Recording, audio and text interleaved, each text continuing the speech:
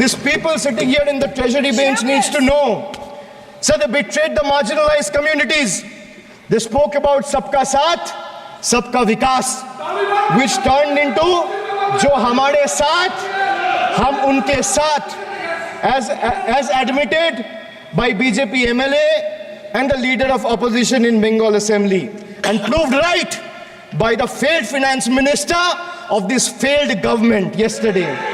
So crime against scheduled caste and scheduled tribes increased by 13% and 14% respectively from 2021 to 2023. Uttar Pradesh, they speak about double engine government. They're trying to defame Bengal. But let me give you a data which was given by the Social Empowerment Justice Ministry last year, which was given by the minister himself in Rajya Sabha in June 2023, which proves that Uttar Pradesh have the highest number of cases of atrocities against Dalit, Yes. followed by Rajasthan. Sir, who is in power in Uttar Pradesh and Rajasthan? Can these two who are shouting at the top of their voices answer? Who is the Chief Minister of Uttar Pradesh? Who is the Chief Minister of Rajasthan?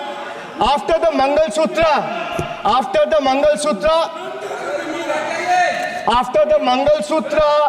and Mujra, sir, after the Mangal Sutra and Murja vilification episode, the government of Uttar Pradesh and Uttarakhand, in their infinite wisdom, have mandated that eateries, along with the Kawar Jatra route, display the name of owners and staff members.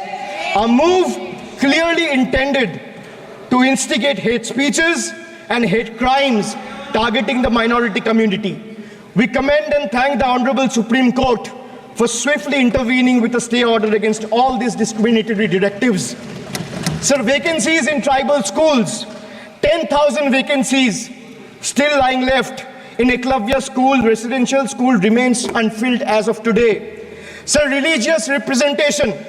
Sir, religion belongs to an individual, whereas a festival is for everyone. Like the Honorable Chief Minister of West Bengal has said, Dharmo jar jar, Utsav shobar. BJP doesn't have a single Muslim MP. Sir, listen to this. The whole country needs to know. That BJP doesn't have a single Muslim MP in Lok Sabha, Rajya Sabha, or any state assembly. Diversity isn't about the colors in our flag. It's about the people in our parliament. मैं मेरे मन से मानता हूं, मेरे party के सिद्धांत तो है ही, मगर मैं मानता हूं कि जनसांख्यिकी में इतना बड़ा परिवर्तन देश के लिए बहुत बड़ा खतरा है। यह देश एक बार जनसांख्यिकी के आधार पर बढ़ चुका है और हम नहीं चाहते कि आने वाली पीढ़ी ये देश के भी बंटवारे दिखे। इसलिए ये बहुत जरूरी है कि इस देश से घुसपैठ को रोकना पड़ेगा। मान्यवर, ये कहते हैं कि घुसपैठ हो रही है, भारत सरकार की जिम्मेदारी नहीं है। मान्यवर, मैं आज बताना चाहता हूं, घुसपैठ हो रही है भारत बांग्लादेश की सीमा से।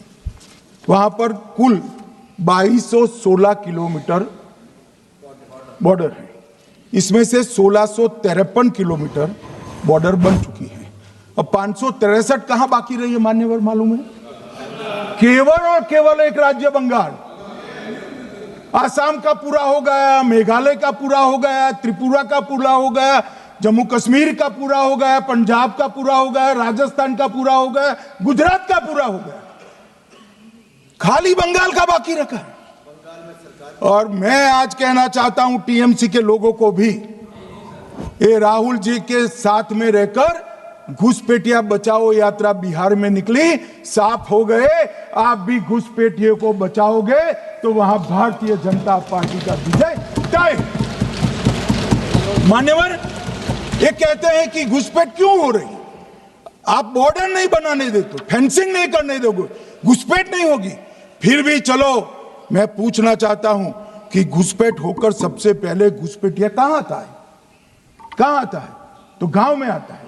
पटवारी को मालूम नहीं पड़ता, गांव के थाने वाले को मालूम नहीं पड़ता। इसकी मतदाता सूची में नाम डालने के लिए आधार कार्ड कहां बनता है? वहीं बनता है। उसका राशन कार्ड कहां बनता है? बंगाल में बनता है। और मतदाता सूची में कौन सी मतदाता सूची में ऐड होता है? तो बंगाल में होते। आपकी कोई जिम्मेदारी नहीं है। मान्यवर, ये देश के भविष्य और सुरक्षा के साथ खिलवाड़ कर रहे।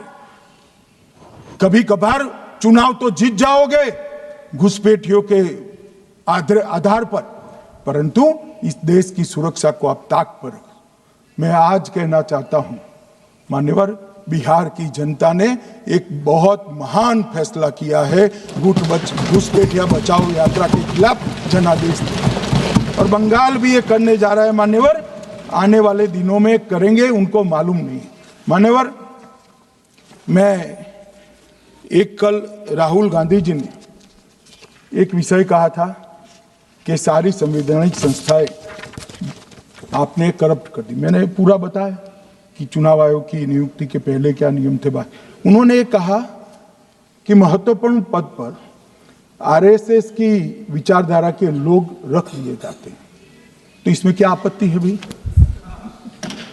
क्या इस देश में कोई कानून बना है कि आरएसएस की विचारधारा वाले हैं उनको कोई महत्वपूर्ण? अरे इस देश का प्रधानमंत्री आरएसएस की विचारधारा वाला है।